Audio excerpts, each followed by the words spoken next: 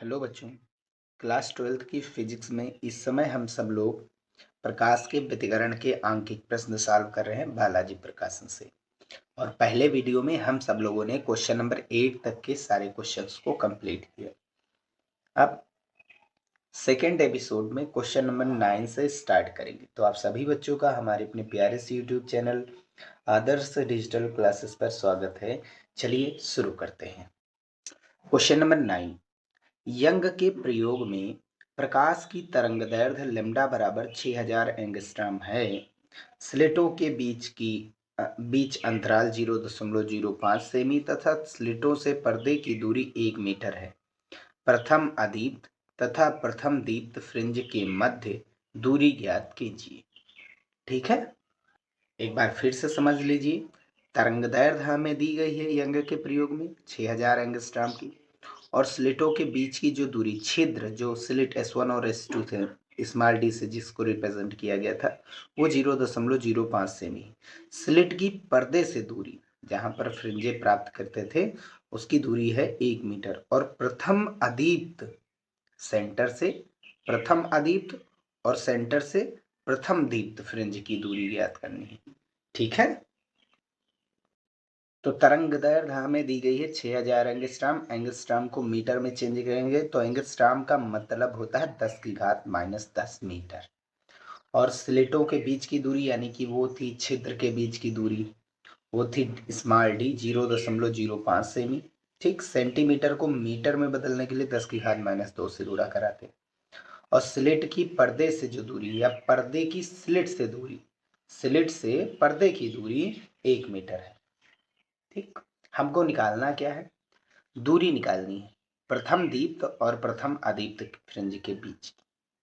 बात समझिए, ये सेंटर दीप्त था,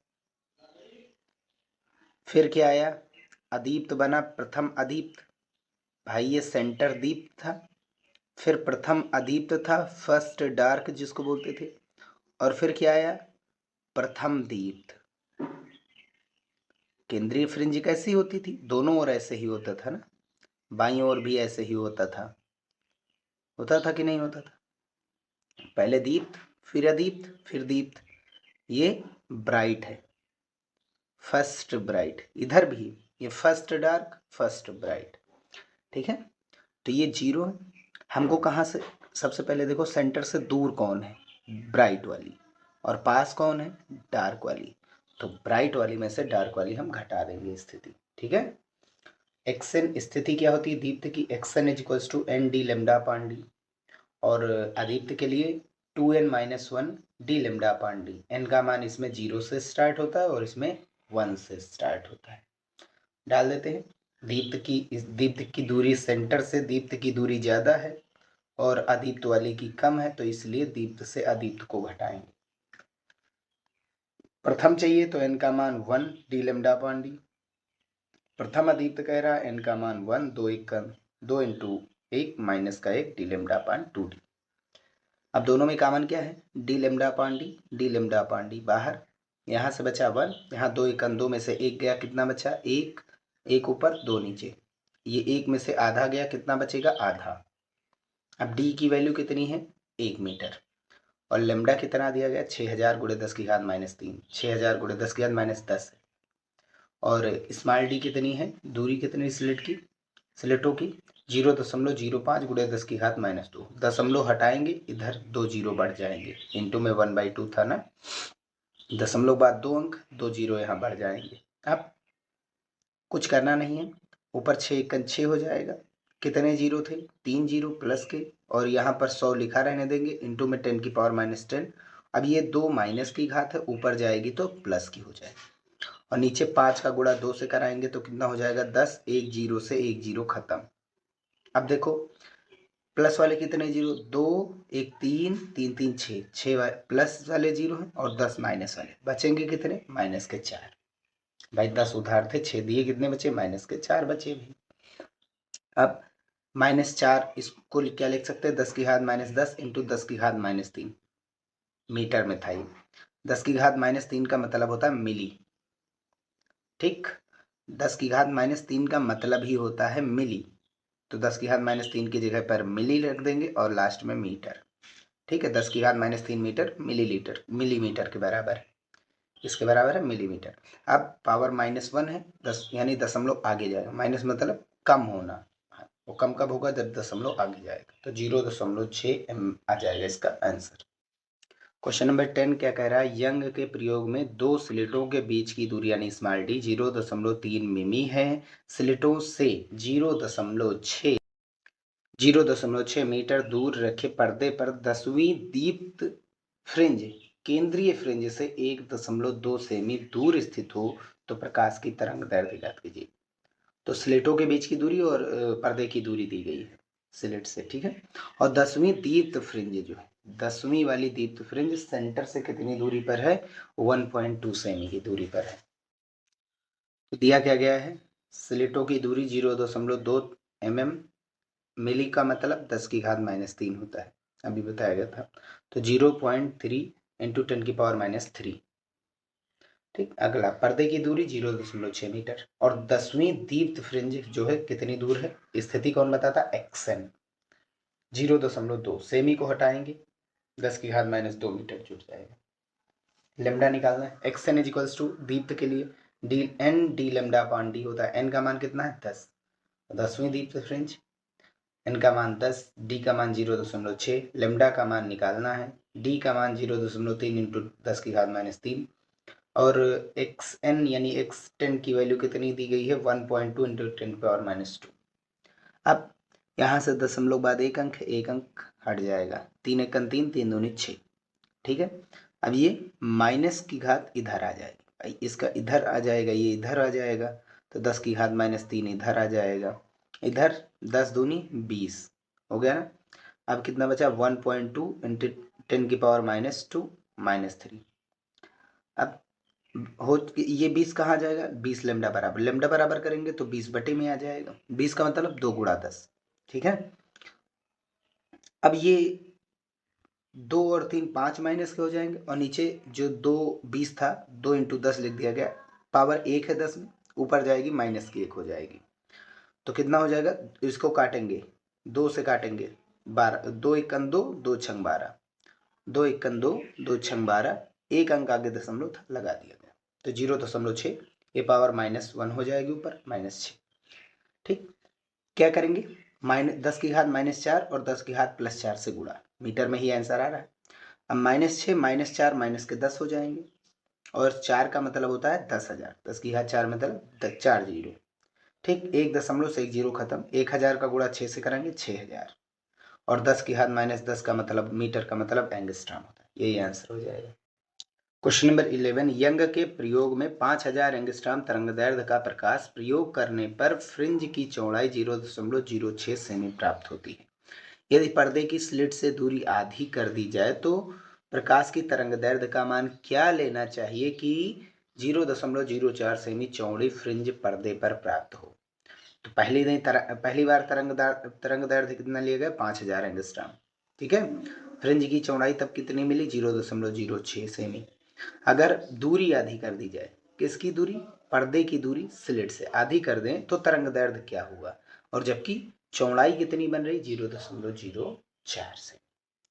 तो तरंगदैर्ध्य पहली बार में कितना दिया गया, 5000 एंगस्ट्रॉम, ठीक है। और फ्रिंज की चौड़ाई कितनी, W से लिखा जाता है 0.06 सेमी। प्रारंभ में जो पर्दे की दूरी D1 थी वो D मान ली गई हमने और स्लिटों की दूरी तो D ही रहने वाली है, ठीक है। सेकेंड केस में क्या कह रहा है, पर्दे से स्लिट की दूरी यदि आधी कर दी जाए, यानी D2 जो है D प्रारंभ में थी उसकी आधी कर दी जाए, यानी D/2 कर दी जाए, तब तरंगदैर्ध्य क्या होना चाहिए, जबकि चौड़ाई फ्रिंज की 0.04 सेमी बनती। फार्मूला लगाएंगे W = D λ/D का। पहले केस में चौड़ाई कितनी थी, W1 और दूरी कितनी थी पर्दे की स्लिट से, D1, तरंगदैर्ध्य λ1 और ये वाली दूरी स्लिटों की उतनी ही दी गई, इसके बारे में कुछ नहीं करना है, ये D ही रहेगा।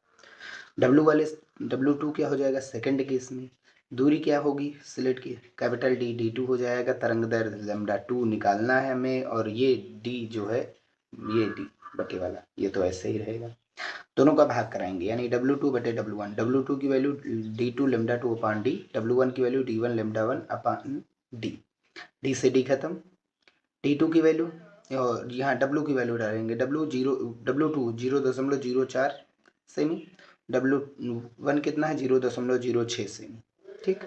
D2 का मान कितना दिया गया है, D2 का मान D/2 है, D2 का मान D/2 इंटू λ2 था, λ2 ऐसे लिख देंगे। नीचे क्या है D1 λ1, D1 का मान D है, D λ1 5000 एंगस्ट्रॉम, D से D खत्म, सेमी से सेमी खत्म, दशमलव बाद 3 अंक, दशमलव बाद 3 अंक, यहाँ 0 से 0 खत्म, 2 दूनी 4, 2 3 6 यानी 2/3। यहाँ क्या बचा λ2 और यहाँ 2 का गुणा 5000 से कराएंगे तो 10,000 एंगस्ट्रॉम।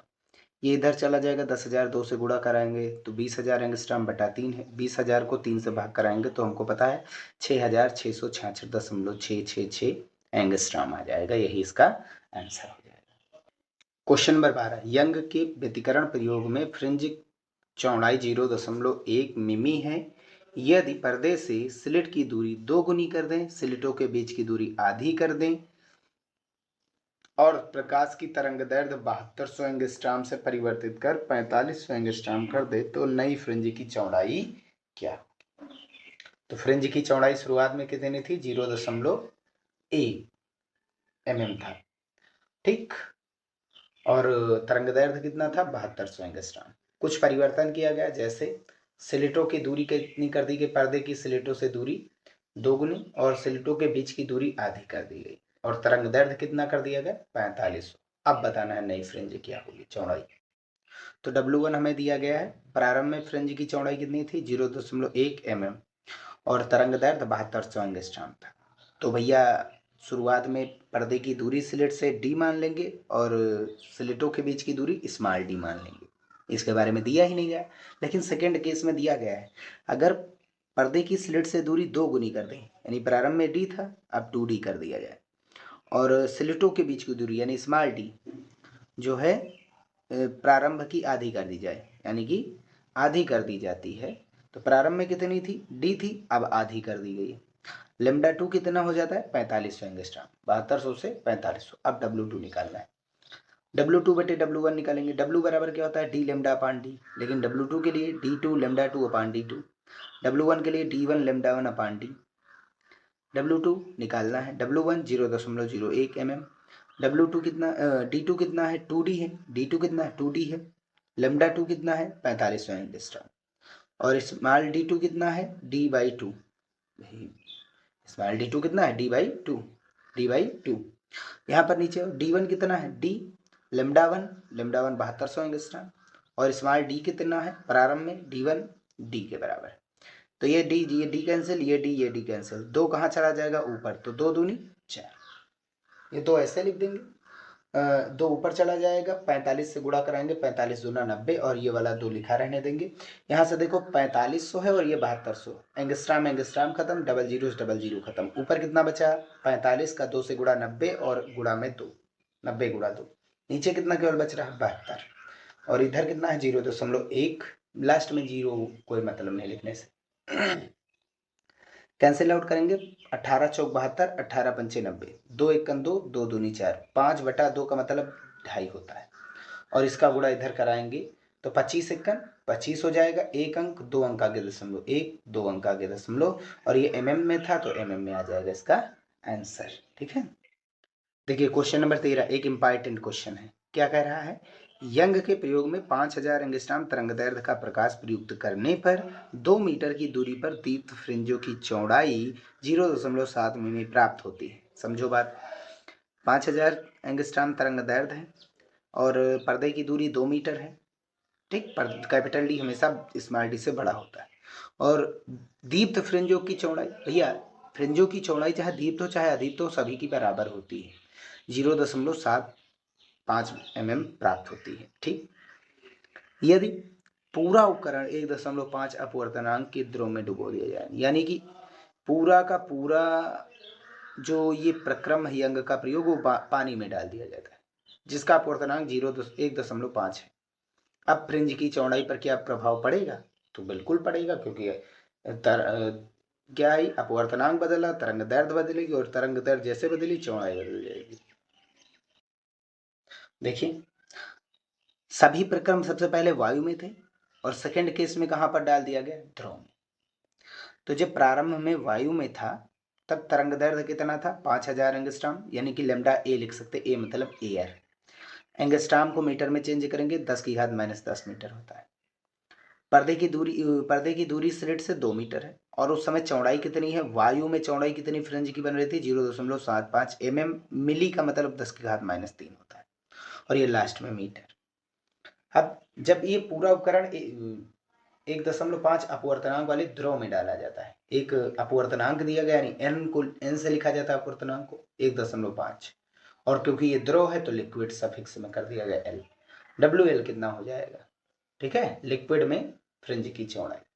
अब क्योंकि हम जानते हैं लेमडा एन के व्युत्क्रमानुपाती होता है, ठीक, व्युत्क्रमानुपाती मतलब अगर lambda A upon lambda L निकालेंगे तो इसका ए ऊपर है, लेमडा का ए ऊपर है, तो इसका एन का ए नीचे, मतलब उल्टा।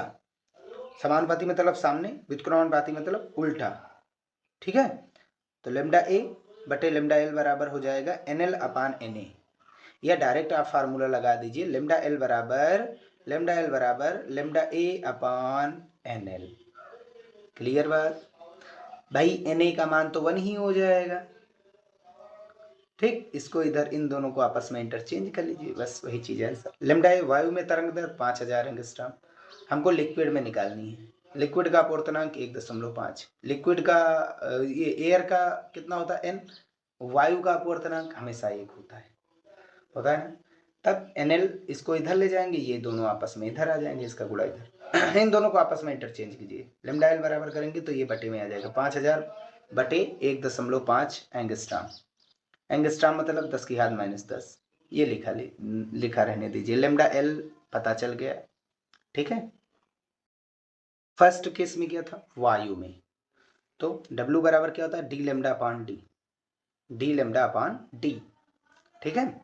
वायु की बात कर रहा है तो चौड़ाई भी किसकी ली जाएगी, वायु की, और तरंगदैर्ध्य किसकी ली जाएगी, वायु की। ये भाई ये दोनों तो वही चीज है, कुल बदलेगा कौन, चौड़ाई और तरंगदैर्ध्य, बाकी तो सब वही रहेगा। पर्दे की दूरी वही, स्लिट से और स्लिटों के बीच की दूरी उतनी ही रहेगी, ये तो फिक्स वैल्यू।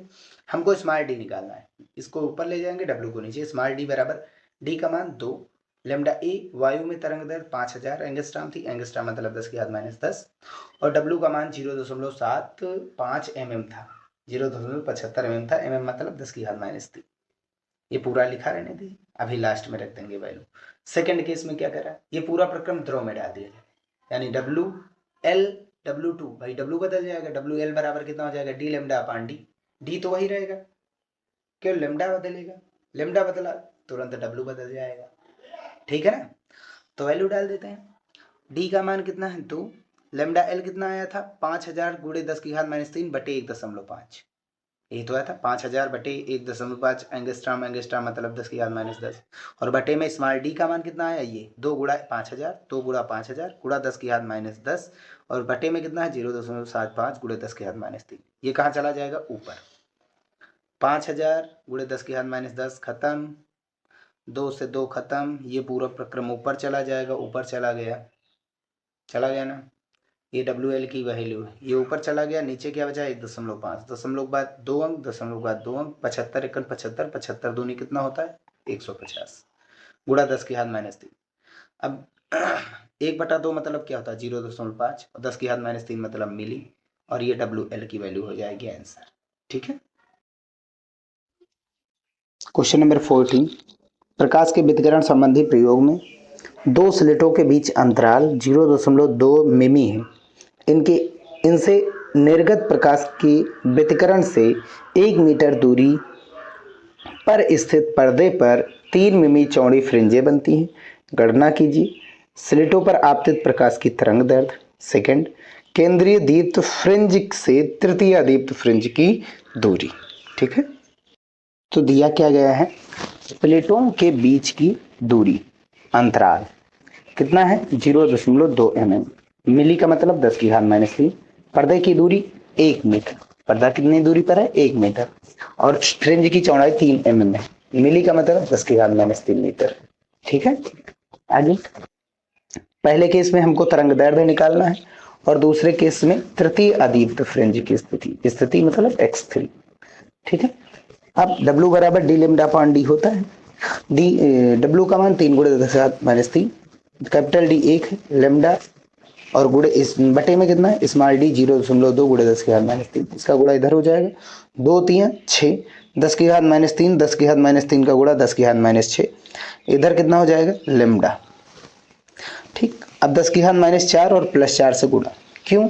ताकि -6 -4 -10 बन जाए और 4 जीरो हैं, 1 जीरो दशमलव से खत्म, कितने जीरो बचे 3 जीरो, मतलब 1000 का गुणा 6 से 6000 और ये 10⁻⁶ 10⁻⁴ 10⁻10 हो जाएगा मीटर में या एंगस्ट्राम में हो जाएगा आंसर। xn क्या होता है अदीप्त के लिए 2n - 1 D lambda upon 2d। ठीक है ना, और डी लेमडा अपॉन डी क्या होता है w होता है कि नहीं, तो 2n - 1 अपॉन 2 और इसकी जगह पर हमने w डाल दिया। x3 यानी कि हमको तीसरी अदीप्त फ्रिंज निकालना, तो n का मान 3 डालेंगे, तो 3 दूनी 6 -1 बटे 2 गुणा 3 mm। अब 3 दूनी 6 में से 1 घटाएंगे 5 बचा, 5 का आधा 2.5 और 3 का गुणा 2.5 से यानी 25 से करेंगे, 25 3 75 और 1 अंक आगे दशमलव था, 7.5 में आंसर हो जाएगा।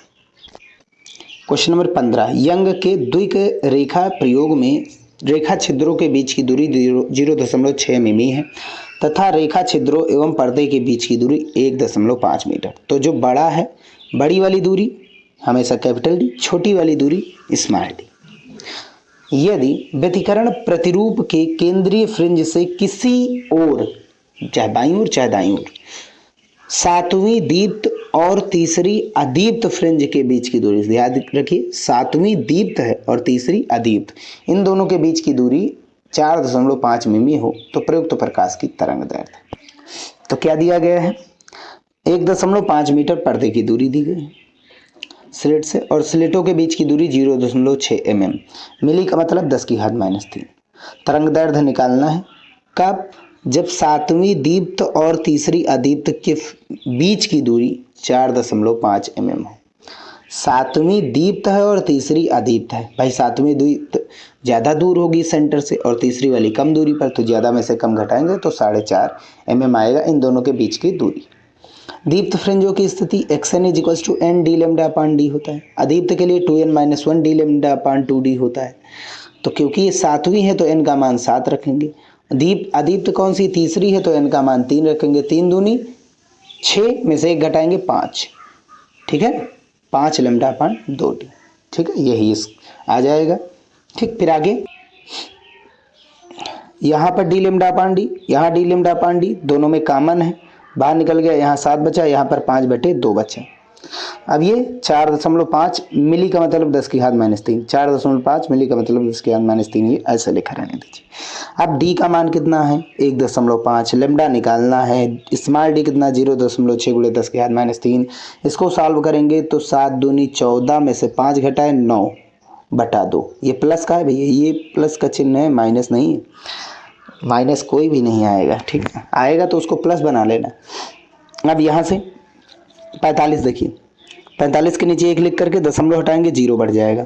15 एकन 15, 15 तियाँ 45, 3 एकन 3, 3 त्रिकी 9। ठीक, 3 एकन 3, 3 त्रिकी 9 और ये 3 बचा भैया, 3 एकन 3 और 3 त्रिकी 9, 3 एकन 3, 3 दूनी 6। क्लियर है ना बात? कितना बचा ऊपर लेमडा और नीचे कितना बचा 2 से यहाँ पर 2 कैंसिल करो, 2 पंची 10। अब ठीक है ना, ऊपर क्या बच रहा है केवल लेमडा और नीचे कितना है 2 × 10⁻³ इधर ले आओ, ऊपर चला जाएगा तो ऊपर कितना हो जाएगा, ऊपर तो कुछ बचा नहीं, 2 × 10⁻³ ये और ये -3 -6 हो जाएगा, ऊपर 2 नीचे 5। अब -3 है, अब -6 है तो 4 माइनस के बढ़ाएंगे 4 प्लस के, 4 प्लस के 0, 4 माइनस के बढ़ाएंगे तो -10 हो जाएगा। अब 5 एकन 5, 5 चौक 20, 4000 10⁻10 मीटर मतलब एंगस्ट्राम, यही आंसर हो जाएगा। क्वेश्चन नंबर 16, यंग के द्विक रेखा छिद्र प्रयोग में यदि स्रोत से पर्दे की दूरी 1.6 मीटर प्रयुक्त प्रकाश की तरंग दैर्घ्य 6000 एंगस्ट्रॉम तथा दोनों स्लिटों के बीच की दूरी 0.15 सेमी हो तो फ्रिंज की चौड़ाई कितनी होगी। यदि स्रोत से पर्दे की दूरी 2 गुनी स्लिटों की दूरी आधी कर दें तो फ्रिंजों की चौड़ाई क्या होगी। ये बहुत इंपॉर्टेंट क्वेश्चन है, ठीक है। तो स्रोत से पर्दे की दूरी या स्लिट से पर्दे की दूरी ये 1.6 दी गई है। हल्का सा मतलब ज़्यादा है, स्रोत दूर रहता है, स्लिट पास रहता है पर्दे से, ठीक है। तो लगभग मान लिया 1.6। क्वेश्चन में आंसर जो दिया गया वो 1.5 मान करके दिया गया है, तो आप उससे भी आंसर ला सकते हैं। तरंग दैर्घ्य भाई पॉइंट के बाद घट रहा है तो उससे कोई मतलब है नहीं।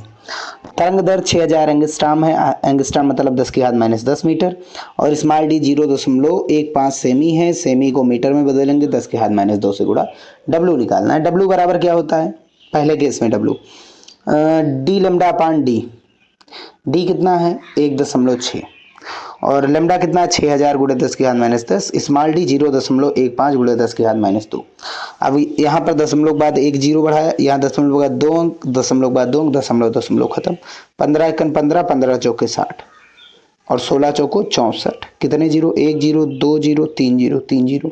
अब ये 2 जीरो माइनस ऊपर गया प्लस का और 10 जीरो माइनस के। अब देखिए 1 2 3 जीरो और 2 zero 5 zero, 5 zero plus 10 zero minus, 5 zero minus के बचेंगे भाई। 10 उधार थे, 2 और 3 5 दे दिए, -5 बचेंगे अभी 64 है। अब देखिए इसको -5 को क्या लिख सकते हैं, 10⁻2 गुणा 10⁻3, -3 का मतलब मिली हो जाएगा और 10⁻2 मतलब 0.2 अंक आगे, तो 0.64 मिलीमीटर, या फिर सेमी में चेंज करेंगे तो 10 से भाग कराते हैं और तो 1 अंक और आगे चला जाएगा 10। ये आंसर आ जाएगा इसका। सेमी में ही आ रहा था, 0.06 सेमी आ रहा है, लगभग 4 को नहीं लिया गया, कोई दिक्कत नहीं। सेकंड केस में क्या कह रहा है, यदि दूरी जो है 2 गुनी कर दी जाए। प्रारंभ में हमने मान लिया दूरी कितनी थी, डी थी, अब 2 गुनी कर दी जाए और जो ये स्लिटों की दूरी है वो d/2 कर दी जाए, आधी कर दी जाए, तो फ्रिंज की चौड़ाई हमेशा 4 गुनी बढ़ती है। ये याद रखिए, अगर पर्दे की दूरी 2 गुनी और स्लिटों की दूरी आधी कर दी जाएगी तो हमेशा फ्रिंज की चौड़ाई 4 गुनी बढ़ेगी। कैसे देखिए, W बराबर डी लेमडा अपान डी होता है, लेमडा वही है, डी बदला। अब ये वाला डी कितना है 2D के बराबर, ये वाला डी कितना है d/2, 2 ऊपर चला गया तो 2 दूनी 4 और डी लेमडा बटे डी का मतलब क्या हुआ, W ही तो हुआ जो प्रारंभ में W दिया गया था 0.64, ठीक है। ये W1 नाम दे दीजिए, 4 से गुणा करा दीजिए, 2.56 मिलीमीटर, या फिर सेंटीमीटर में चेंज करने के लिए 0.1 अंक आगे और आ जाएगा। ये आंसर हो जाएगा, ठीक है। नेक्स्ट क्वेश्चन 17, यंग के द्विस्लिट प्रयोग में 2 तरंग दैर्ध्यों 6000 एंगस्ट्रॉम 5000 एंगस्ट्रॉम के प्रकाश पुंज को प्रयुक्त करके व्यतिकरण फ्रिंजें बनाई गई, ठीक। 2 तरंग दैर्ध्य प्रयुक्त किए गए और फ्रिंजें बनाई गई, ठीक है। स्लिटों के बीच की दूरी 1 मिमी, स्लिट व पर्दे के बीच की दूरी 1 मीटर। पहला, तरंग दैर्ध्य 6000 एंगस्ट्रॉम के लिए केंद्रीय उच्चिष्ट से तीसरी अदीप्त फ्रिंज की दूरी, ठीक, 6000 के लिए तीसरी अदीप्त फ्रिंज। सेकंड है, केंद्रीय उच्चिष्ट की वह न्यूनतम दूरी ज्ञात कीजिए जहां दोनों तरंग दैर्ध्य से उत्पन्न फ्रिंजें संपाती हैं। दोनों तरंग दैर्ध्य से जो फ्रिंज होती है वो संपाती है, यानी समान अनुपात में है। तो क्या क्या दिया गया है, सबसे पहला तरंग दैर्ध्य λ1 6000 एंगस्ट्रॉम, λ2 5000 एंगस्ट्रॉम दिया गया है और स्मॉल डी दिया गया है 1 मिलीमीटर, मिली का मतलब 10⁻3, ठीक। और साथ ही साथ दिया गया है पर्दे की दूरी कितनी है 1 मीटर, ठीक है ना। आगे करना क्या है, तो हमको निकालना है λ1 पर तृतीय अदीप्त फ्रिंज। λ1 कितना है 6000 एंगस्ट्रॉम। अदीप्त फ्रिंज की स्थिति क्या होती है, 2n-1 डी लेमडा अपान 2d। कौन सी अदीप्त निकालनी, तीसरी, तो इनका मान 3, 3 दूनी 6 में से 1 घटाएंगे 5 और गुणे में डी कितना है, कैपिटल डी कितना है 1 और 1 कर दिया गया। लेमडा कितना है, लेमडा 6000 एंगस्ट्रॉम, 6000 गुणे 10⁻10, ठीक, एंगस्ट्रॉम में, और बटे में 2d, 2 इंटू डी का मान कितना आया था 10⁻3। अब 2 1 2, 2 3 6।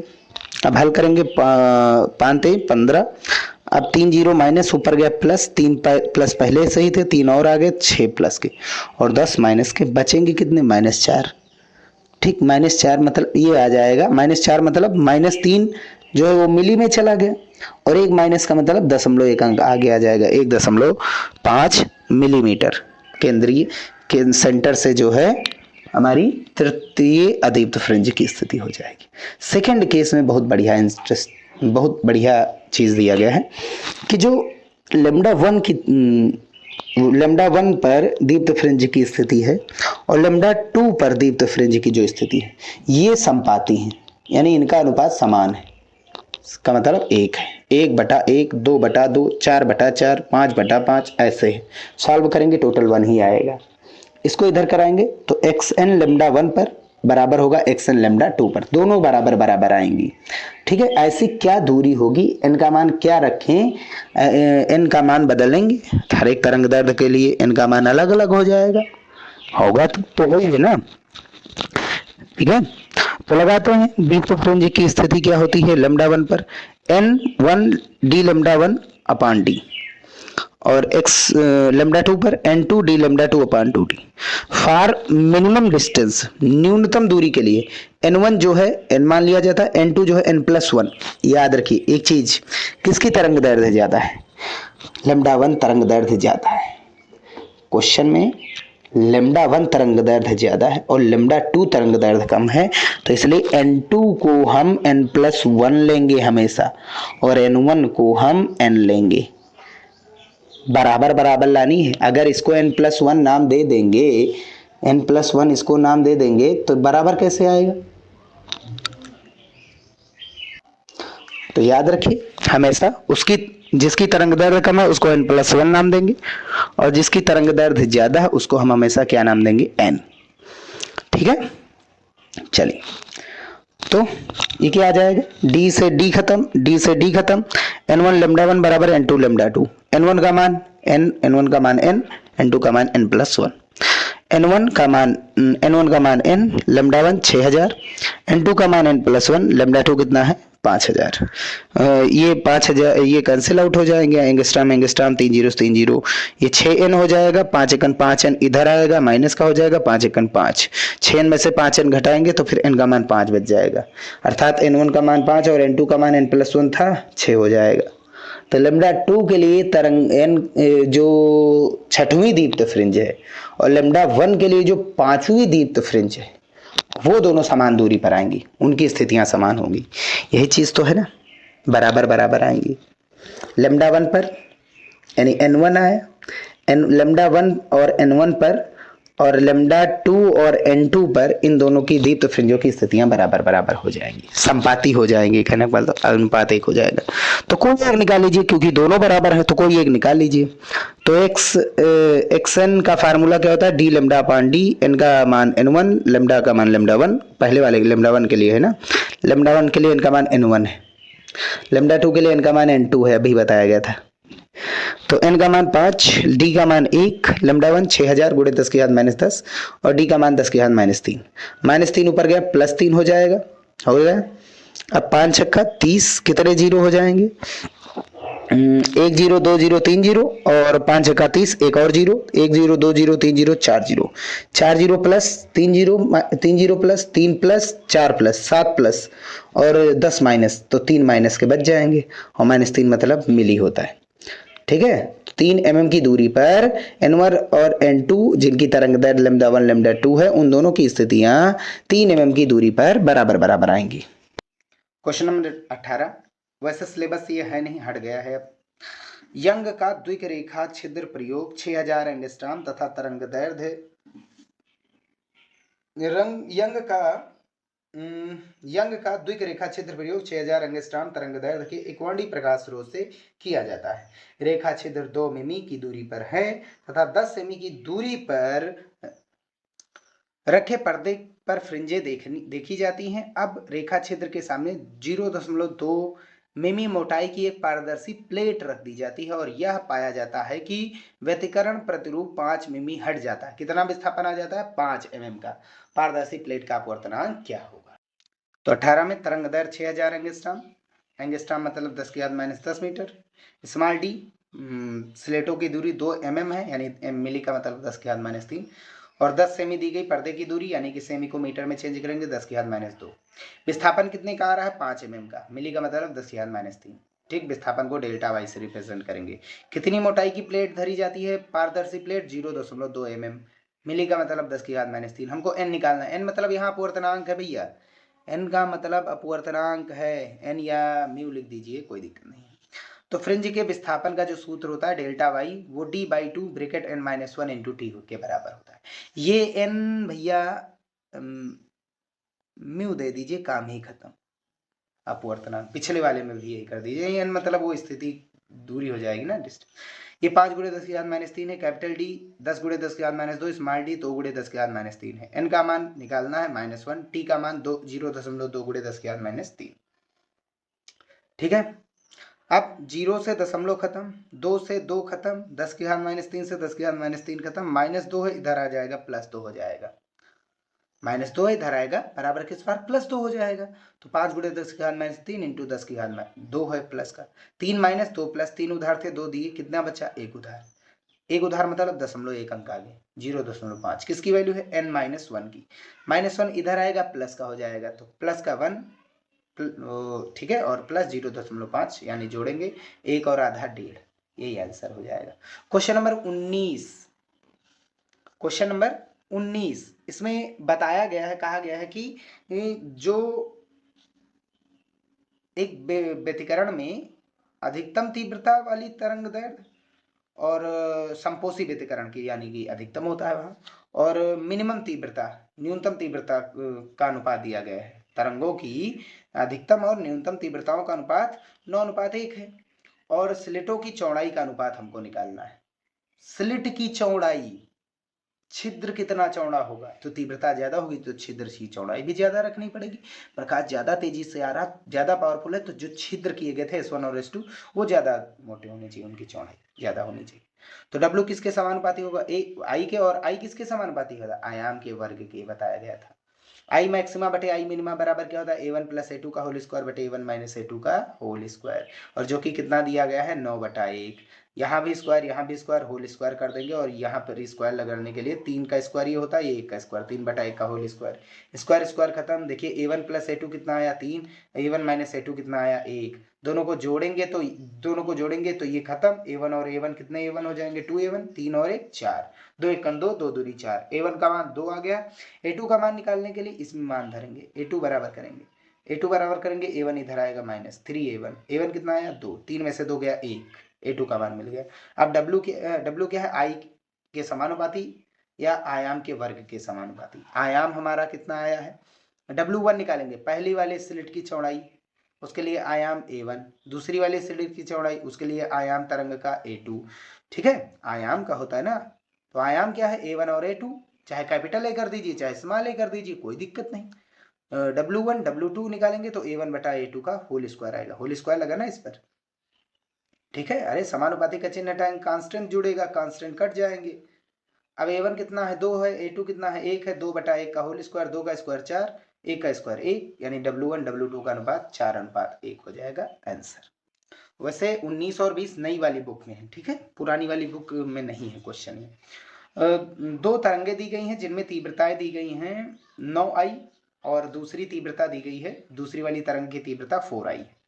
हमको निकालनी है परिणामी तीव्रता, कब, जब तरंगे कला संबद्ध स्रोत हों और तरंगे कला संबद्ध स्रोत ना हो।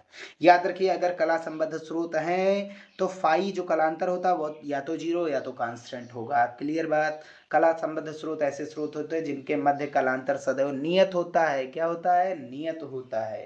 क्लियर बात, नियत होता है, या फिर कह दो 0 होता है। ठीक, 0 cos फाई का मान रखेंगे, cos फाई कितना है 0, cos 0 का मान 1 होता है। ठीक है, तो cos फाई का मान याद रखिए, कला संबद्ध स्रोत है, cos फाई का मान +1 रखें। ठीक है, तो आई डैश कितना हो जाएगा, परिणामी तरंग की तीव्रता आई डैश बराबर हमको निकालना है I1 + I2 + 2√I1 I2 cos phi, ये फार्मूला डेरिवेशन कराया गया था।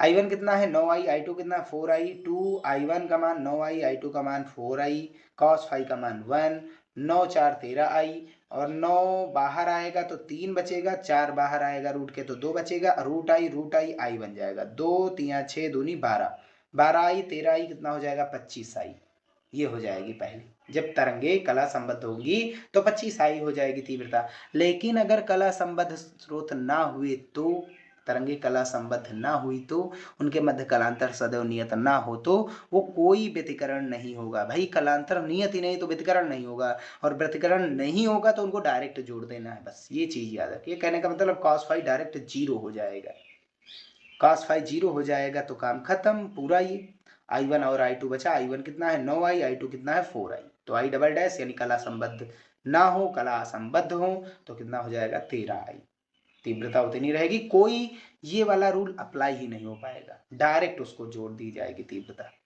कला संबद्ध स्रोत होती तो तीव्रता डायरेक्ट ना जुड़ती, कला संबद्ध स्रोत है तो तीव्रता डायरेक्ट जुड़ जाएंगे। कला संबद्ध स्रोत नहीं है इसलिए तीव्रता जुड़ गई, होती तो फिर रूल लगाते व्यतिकरण का।